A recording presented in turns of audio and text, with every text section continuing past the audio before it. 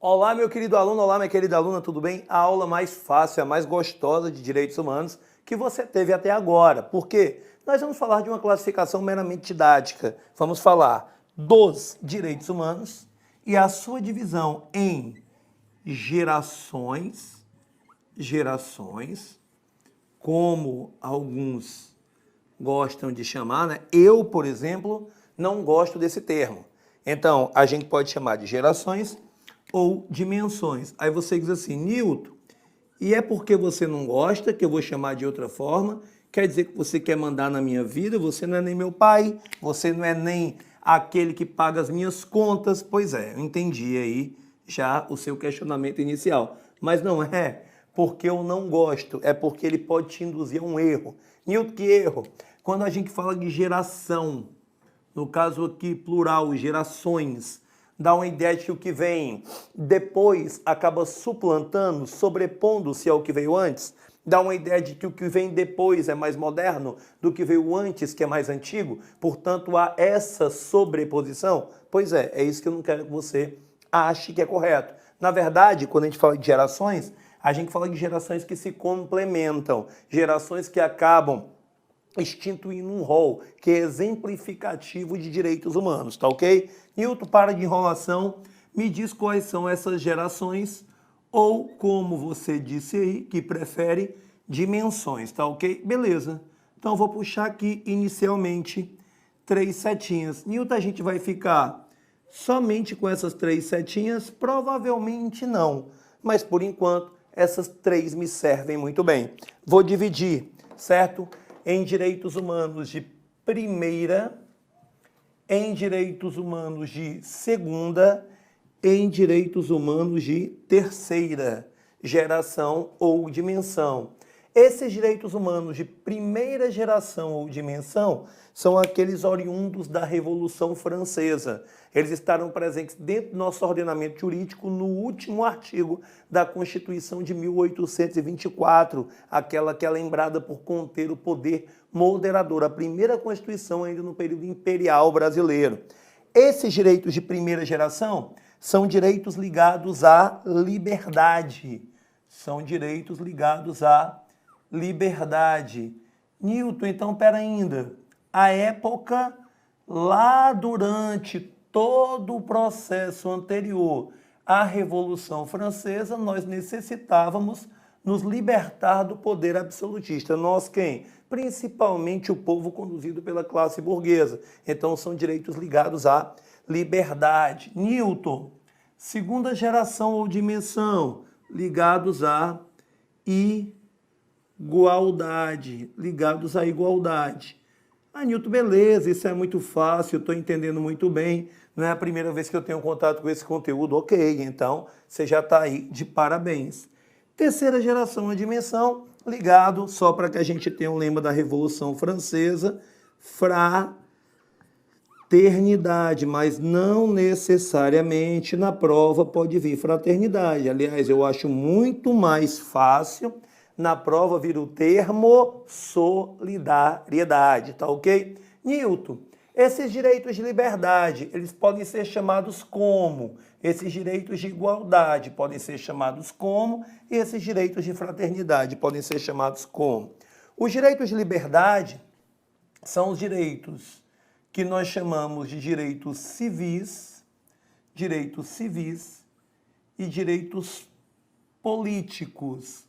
Direitos civis e direitos políticos. Newton, o que eu defino como direitos civis e direitos políticos? São aqueles direitos que pedem para que o Estado não intervenha no seu direito a voto, no seu direito à propriedade. Aí eu tenho exemplos respectivos de direito político e direito civil.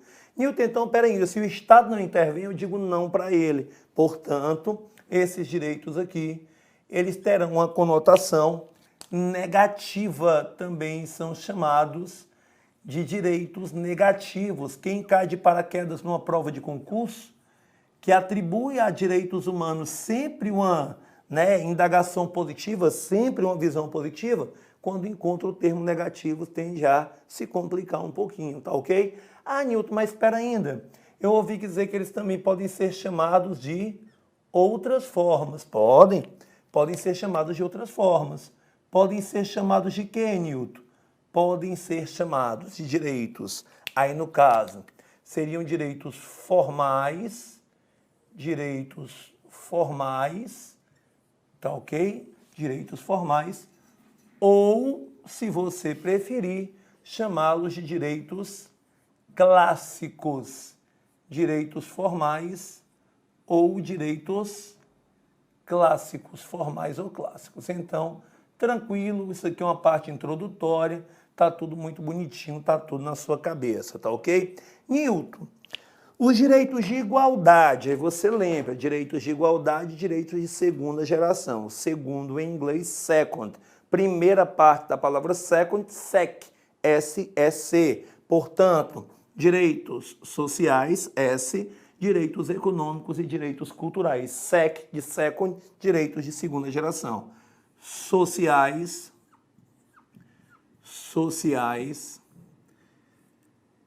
econômicos, direitos econômicos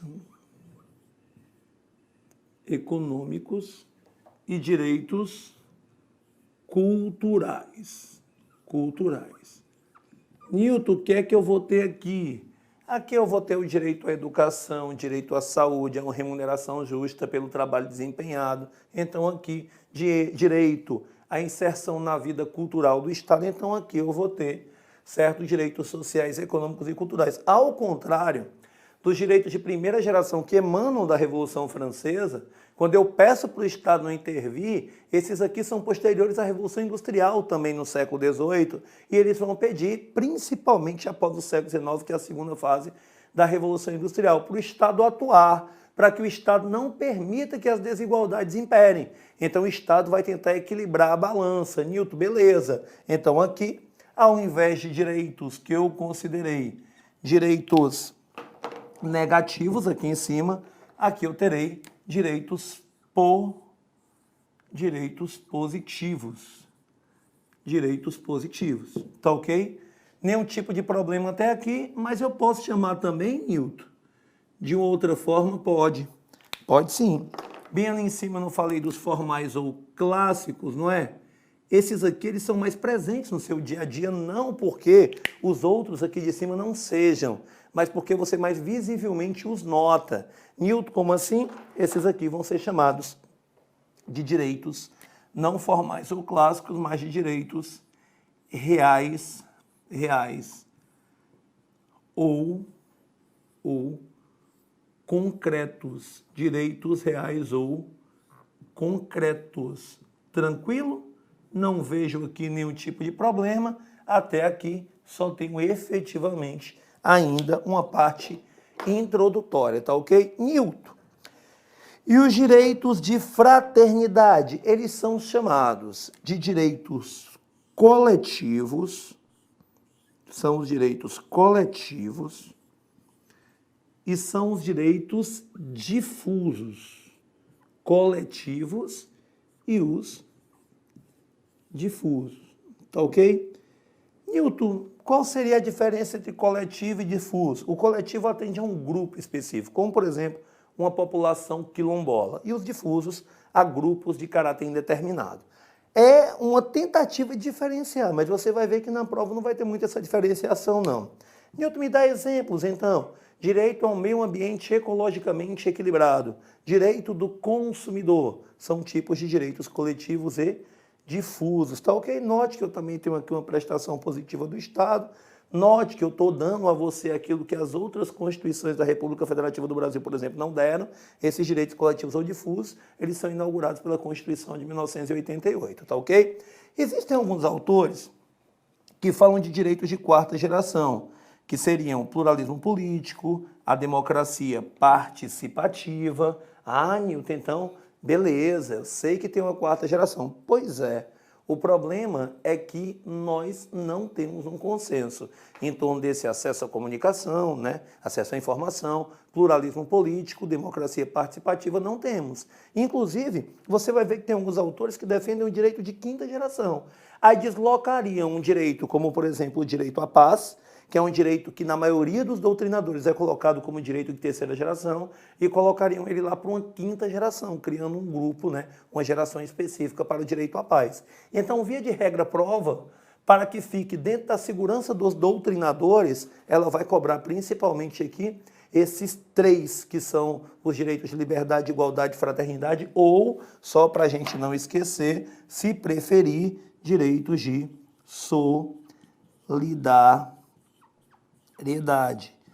Então, partindo dos nossos exemplos, direito à paz, direito a um meio ambiente ecologicamente equilibrado, direito à paz, foi o primeiro que eu falei, direito do consumidor. Então, você tem aqui esses como principais, tá ok? Essa é uma divisão didática.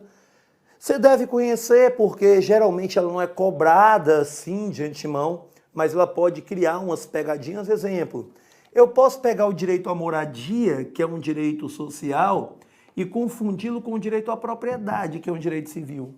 Eu posso pegar o direito à reunião, que é um direito individual de caráter coletivo, ele confundia com o direito coletivo, assim como o direito de associação ou o direito de sindicalizar-se, tá ok? Então, as pessoas aqui podem ter esse tipo de confusão. Essa é a primeira parte da nossa aula. A gente já tem um bom tempo de aula só com isso aqui, tá ok? Detalhe, nossa aula não vai ficar só nisso. A gente vai ter agora um outro assunto. Que assunto é esse? A gente vai falar de uma outra coisa muito gostosa a respeito dos direitos humanos. Newton, que coisa gostosa é essa? São as características. Newton, como assim as características? Claro, eles devem ser caracterizados de alguma forma. Aí no seu material, o que foi que eu fiz? Eu coloquei historicidade, universalidade, inalienabilidade, inexauribilidade, irrenunciabilidade, imprescritibilidade, inviolabilidade, complementariedade, efetividade, concorrência, limitabilidade, vedação, retrocesso, que é bem interessante, indivisibilidade, aplicação imediata, isso trabalhando também um pouquinho do que seriam os direitos fundamentais. Para encerrar, falei da essenciabilidade. Newton, são muitos, claro. Eu estou tentando aí fazer com que você não seja pego de surpresa na prova. Newton, mas desses aqui, cara, a gente vai trabalhar principalmente quais? Para você ter noção, esses dois primeiros aí, historicidade e universalidade, por mais que sejam fáceis, estão sempre em prova. Então vamos colocar logo eles aqui. Vamos falar de historicidade, e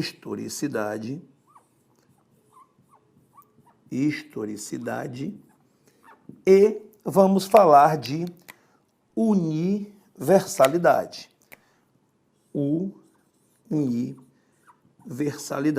Newton,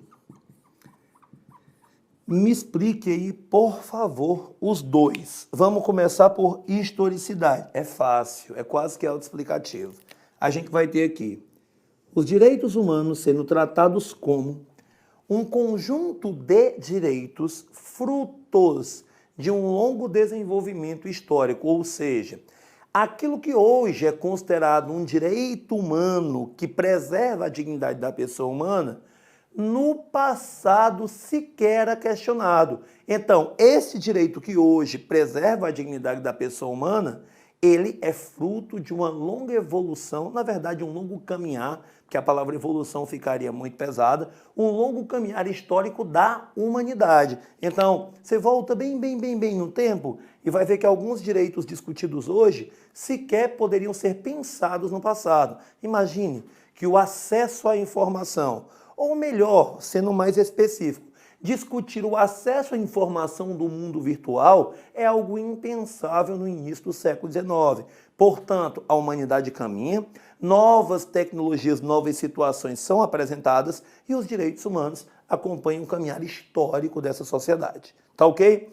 Universalidade, independente de raça, independente de sexo, independente de cor, independente de origem nacional ou étnica, independente de qualquer tipo de discriminação, os direitos humanos são a todos. Sejam eles países signatários ou não dos acordos internacionais, sejam eles países signatários ou não da própria Organização das Nações Unidas. Então, na essência, esses direitos humanos eles são universais, eles são a todos. Essa é uma de suas características. Vamos deixar espaço, vamos ver dentro do nosso material quais são os outros dois mais importantes. Temos a inalienabilidade, os direitos humanos não podem ser negociados, creio que esse aí ele já seja para você, certo? Meio que também autoexplicativo. Temos a inexauribilidade, gostei desse, inexauribilidade.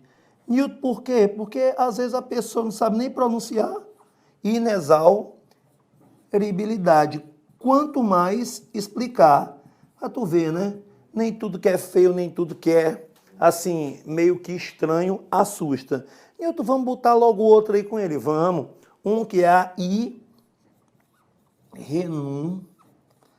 irrenunciabilidade. Aí você diz assim, Newton, mas a irrenunciabilidade, ela efetivamente é autoexplicativa. Aí você vai ver que eu tenho uma pegadinha.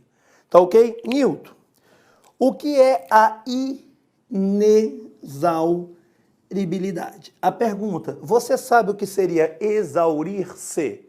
O que seria exaurir-se? Seria esgotar-se em si. Onde é que nós temos, certo, essa característica de exaurir-se, de esgotar-se? Você pega a Constituição da República Federativa do Brasil, lá no artigo 5º, inciso 144, sobre a segurança pública, você vai ter um rol taxativo, um rol cujos elementos se esgotam ali, que são as instituições ligadas à segurança pública.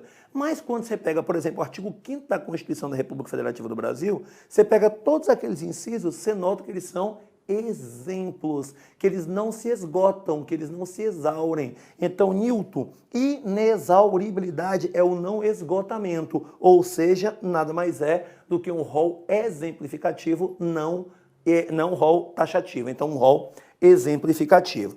Newton, irrenunciabilidade, eu sei o que é. É não poder renunciar. Você vai fazer uma pesquisinha, certo? Sobre o arremesso de anões na França.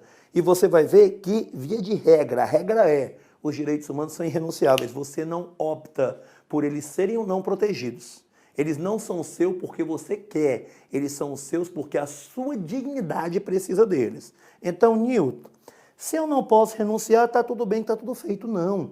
Imagine que você renuncie o direito à liberdade. Ah, minha casa está horrível, minha sogra está enchendo meu saco, a minha mulher todo dia pede dinheiro. Por favor, me prenda, eu quero renunciar ao meu direito à liberdade. Eu lhe digo não pela característica da irrenunciabilidade. Porém, um reality show, ele convida pessoas para se inscreverem pagando R$1,5 milhão. Aí você vai lá e eu quero ficar confinado nessa casa, vivendo tudo de ruim com a pessoa pode viver, vendo mulher gostosa de um lado para o outro, tomando banho de piscina o tempo todo, me bronzeando e bebendo cerveja, nas festas ficando muito doido, mais ou menos o que eu já faço aqui fora, só que lá com a possibilidade de receber R$1,5 milhão. Newton, você renunciou ao direito à liberdade, você renunciou ao direito à privacidade, intimidade, você renunciou a esses direitos. Não, não, não.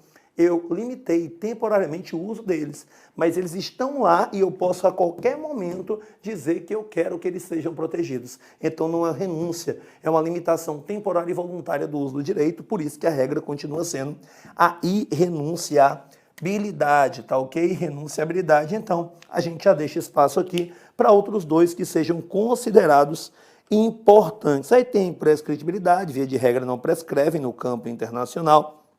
Inviolabilidade. Tem uma outra que eu adoro, que é a complementariedade. Newton, onde é que está a complementariedade? Abaixo de inviolabilidade. Então, a gente tem aqui complementariedade. Newton, por que você parou para comentar a complementariedade? E qual seria o próximo que você comentaria? A vedação. Vedação é o quê? Proibição ao retrocesso. Retrocesso. Retroceder nunca, render-se jamais. A complementariedade, bem aqui, ó.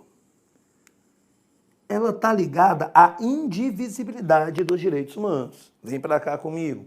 Quando eu lhe apresentei aqui o que seriam as dimensões ou gerações, eu falei que você tivesse cuidado com o uso do termo geração. Por quê?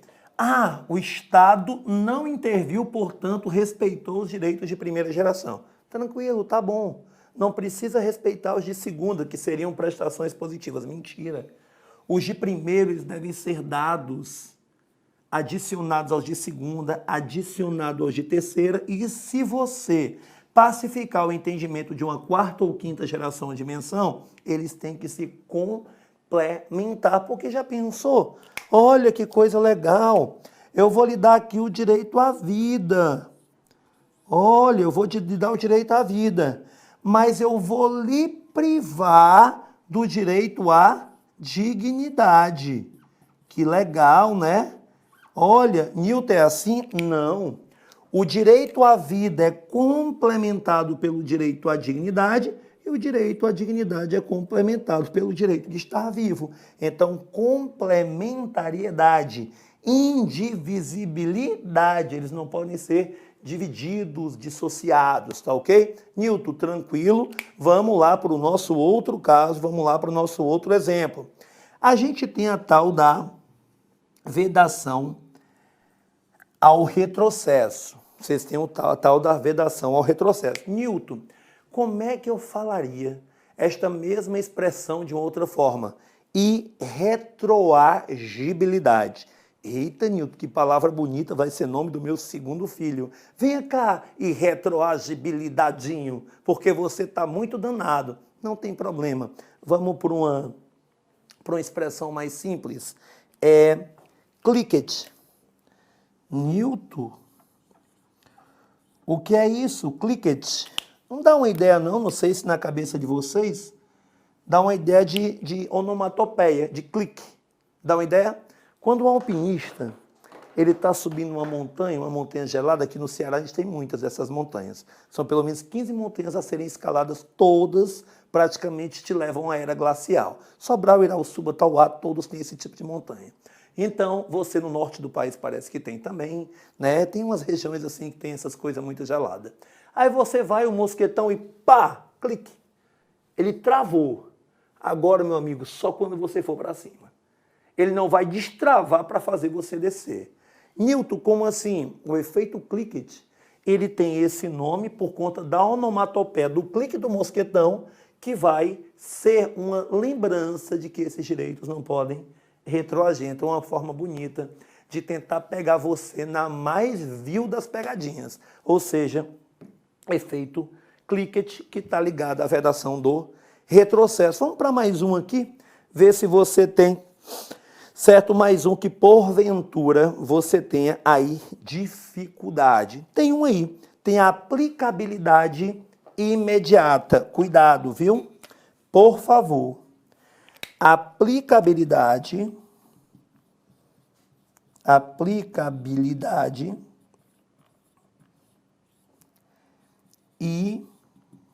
imediata.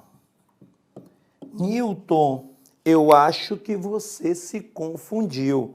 Não, eu tentei lhe confundir. Não é aplicabilidade. Olha aqui para você nunca esquecer. Não é aplicabilidade. É aplicação imediata. Newton, então, quer dizer que dentro daquela classificação de José Afonso da Silva da aplicabilidade das normas de eficácia plena, contida e limitada, as normas de eficácia limitada não teriam aplicação imediata, seria aplicação mediata. Então, quer dizer que nem todos os direitos humanos, aí cabe mais para quando esses direitos humanos são incorporados ao nosso ordenamento jurídico. Dentro do nosso ordenamento jurídico, dentro do que seria os parágrafos finais do artigo 5º, você teria uma série de coisas importantes a serem entendidas, dentre as quais a aplicação imediata. Então, a aplicabilidade imediata só lhe daria os direitos humanos que foram incorporados e viraram fundamentais como sendo direitos humanos de eficácia, direitos de eficácia plena ou de eficácia contida, mas há a possibilidade de direitos de eficácia limitada, cuja aplicabilidade não seria imediata, mas a aplicação seria imediata. Então, por favor, não confunda aplicabilidade. Isso cabe muito mais aos direitos fundamentais, ou seja, aos direitos humanos incorporados ao nosso ordenamento jurídico. Então, aí você tem o que eu considero de mais importante sobre essa parte, que é uma parte bem gostosa, bem interessante do conteúdo, e a gente vai agora para as nossas questões. Vamos lá. No plano da teoria geral, certos atributos seriam inerentes aos direitos humanos. Acerca das características principais dos direitos humanos, é correto afirmar, item A.